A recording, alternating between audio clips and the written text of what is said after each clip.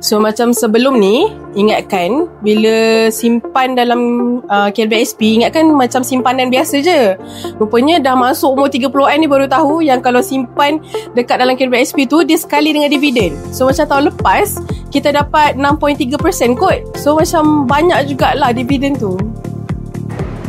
When I upgraded to a new car, I thought that I only need to pay for just the car itself, right? But then after that, I realized there come all these extra costs or increases, such as the maintenance, the insurance, the road tax, all of this we also need to take into consideration when we buy a new car.